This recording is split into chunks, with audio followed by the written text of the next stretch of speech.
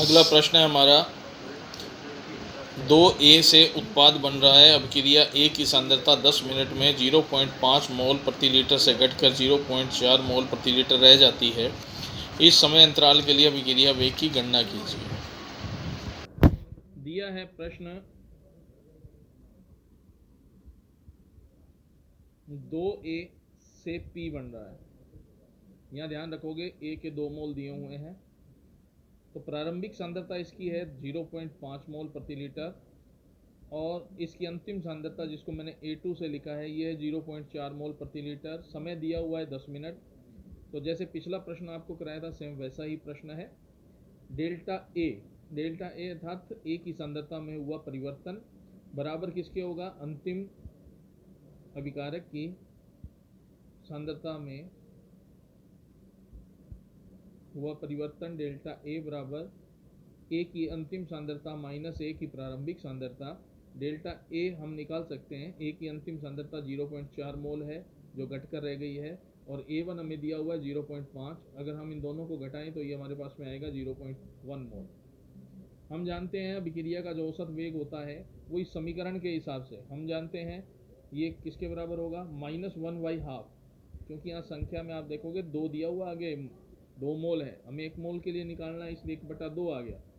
Delta इसकी सांद्रता A बटा डेल्टा T -12 डेल्टा A हमें यहाँ से निकाला है 0.1 मोल प्रति लीटर और समय है 10 मिनट। तो इसको हमने इस तरह से 1/2 0.1, यहाँ माइनस है यहाँ माइनस है, इन दोनों को मल्टीप्लाई किया तो यहाँ प्लस का साइन आ गया, जो मैंने प्लस नहीं लगाया सीधा ही लिख दिया है। 0.1/10, इस 0.1 को मैंने हटाया तो 0.1/20 था, इसके यहाँ पर 10 आ गया है। 1/200 जब इसको हल किया गया तो ये आ गया 0.05 मोल प्रति लीटर प्रति मिनट। ये इसका आंसर है। एक बार प्रश्न को अच्छी तरह से देख लें, इसका स्क्रीनशॉट लेना चाहें तो आप ले सकते हैं। ओके, अगला प्रश्न दिया हुआ है हमें, एक प्रथम कोटि की अभिक्रिया का वेग स्थिरांक 1.15 × 10⁻³ S-1 है। इस अभिक्रिया में अभिकारक की 5 ग्राम मात्रा को घटाकर 3 ग्राम होने में कितना समय लगेगा। यहाँ आप देखोगे प्रथम कोटि अभिक्रिया का जो वेग स्थिरांक है वो K1 बराबर हमें दिया हुआ है 1.15 × 10⁻³ सेकेंड इनवर्स। अभिकारक की मात्रा प्रारंभ में जो है वो है 5 ग्राम। अभिकारक की अंतिम जो मात्रा है वो है 3 ग्राम। प्रश्न में दिया हुआ है कि जो अभिक्रिया की कोटि है वो प्रथम कोटि की अभिक्रिया है, अतः इसका जो हमें प्रश्न में दिया हुआ उसके हिसाब से इसका जो वेग स्थिरांक होता है उसका सूत्र होता है प्रथम कोटि की अभिक्रिया का वेग स्थिरांक K1 बराबर 2.303/d log A बटा A माइनस x। T बराबर 2.303 बटा K1 तिरछा रख दिया हमने यहाँ पर, log A बटा A माइनस x। A हमें दिया हुआ है प्रारंभिक जो मात्रा है या प्रारंभिक जो मात्रा है वो 5 ग्राम है। A माइनस जो x है वो हमें दिया हुआ है 3 ग्राम। K1 हमें दिया हुआ है 1.15 × 10⁻³ सेकेंड इनवर्स। log 5 का जो मान होता है याद रखना है, ये याद रखने के लिए आपको हमेशा याद रखना है, log 5 का जो मान होता है 0.6990 होता है। log 3 का जो मान होता है वो 0.4771 होता है। log 2 का जो मान होता है वो 0.3010 होता है। ये मान अपने दिमाग में बिठा लें, आप याद रखें इनको, नहीं तो आपको log टेबल की आवश्यकता पड़ेगी। तो समीकरण 1 में इसको मैंने समीकरण 1 लिखा है, इस समीकरण 1 में मैंने मान रख दिया है जो हमें प्रश्न में दिया है।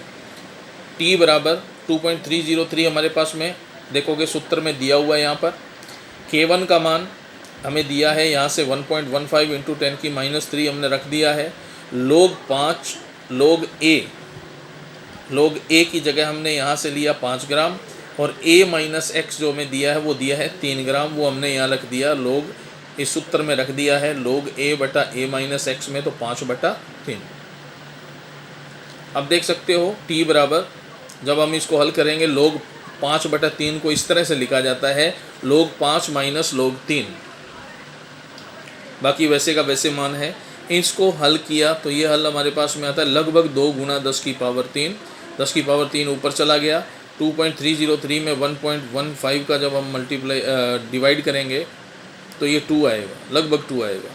तो log 5 का जो मान है वो 0.6990 है, log 3 का जो मान है 0.4771 है, इसको इसमें से घटाया तो t बराबर 2 इंटू 10 की पावर 3 इंटू 2 0.2219 आया हमारे पास में।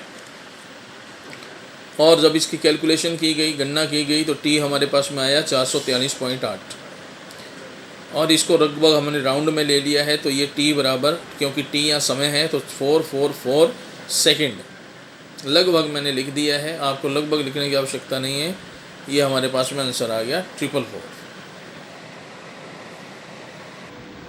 अगला हमारे पास में प्रश्न है SO2Cl2 को अपनी प्रारंभिक मात्रा से आधी मात्रा वियोजित होने में 60 मिनट का समय लगता है। यदि अभिक्रिया प्रथम कोटि की हो तो वेग स्थिरांक की गणना कीजिए।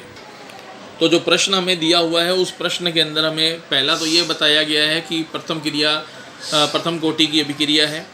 तो प्रश्नानुसार अभिक्रिया की प्रारंभिक मात्रा से आधी मात्रा में वियोजन हो रहा है, मात्रा आधी रह रही है। और आपको याद होगा यदि किसी पदार्थ की आधी मात्रा वियोजित होने में जितना समय लगता है उसे हम उसका अर्धायुकाल कहते हैं। तो हम यहाँ लिख सकते हैं t½ बराबर 60 मिनट, इसका अर्धायुकाल हो गया। क्योंकि 60 मिनट को यदि हम सेकंड में चेंज करना है, क्योंकि समय हमने सेकंड में रखना है, तो 60 इंटू 60 बराबर 3600 सेकंड हो जाएगा। इसका जो सूत्र है t½ बराबर 0.693 K1 होता है। प्रश्न के अंदर हमें K1 ज्ञात करना है, अभिक्रिया का वेग स्थिरांक ज्ञात करना है।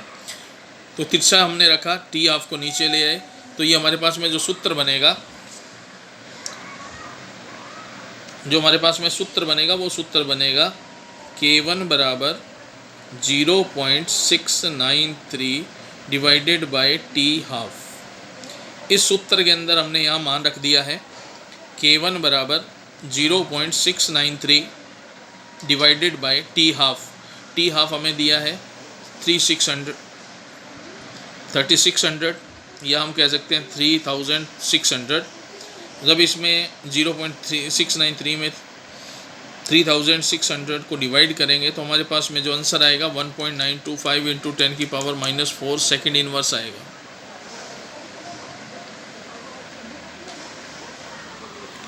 तो एक बार इन प्रश्नों का रिकैप आप स्क्रीनशॉट लेना चाहें तो ले सकते हैं।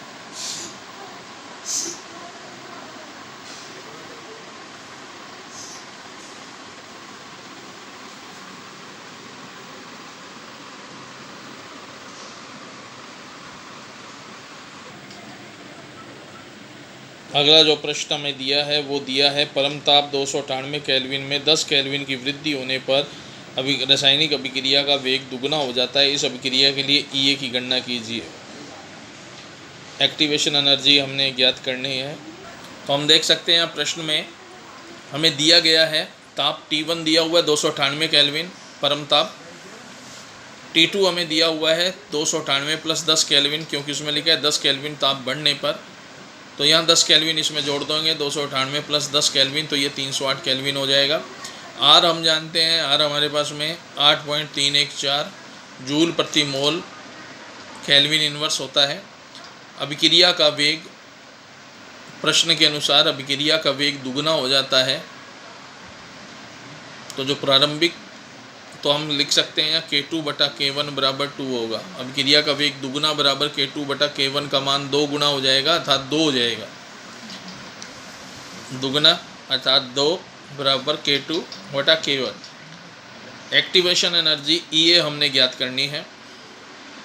सूत्र दिया हुआ है हमारे पास में log K2/K1 बराबर EA 2.303 R bracket T2 minus T1 divided by T1 T2। तो K2 और K1 का मान हमें 2 दिया हुआ है, तो log 2 हो जाएगा। EA हमने ज्ञात करना है, बाकी मान हमने रख दिए 2.303 और R का मान 8.314।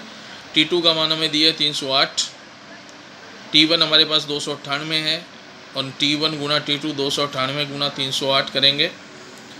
अब यहाँ log 2 का जो मान होता है वो अब मैंने पहले भी बताया 0.3010 होता है, और EA बटा इन दोनों का जो मल्टीप्लाइकेशन है वो है 99.147 और 308 माइनस 298 को यदि हम माइनस कर रहे हैं तो ये हमारे पास में 10 आ रहा है, और 298 इंटू 308 को हम मल्टीप्लाई कर रहे हैं तो इसका जो मान है वो है 91784।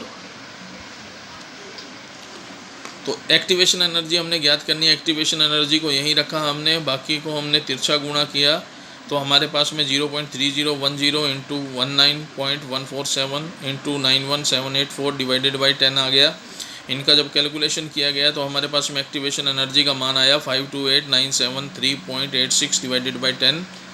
इसको जब हमने डिवाइड किया 10 से तो हमारे पास में जो मान है 52897.386 जूल प्रति मोल, ये जूल प्रति मोल है। जब हम इसको किलो जूल में करेंगे तो 1000 से भाग देंगे, जब इसको किलो जूल में बदलेंगे तो 1000 से भाग देंगे तो हमारे पास में जो मान आएगा वो 52.897 किलो जूल प्रति मोल हो गया। 1 किलो जूल बराबर होते हैं 1000 जूल, तो एक्टिवेशन एनर्जी बराबर 52.897 किलो जूल प्रति मोल होगा। इसकी एक रिकैप ले लें।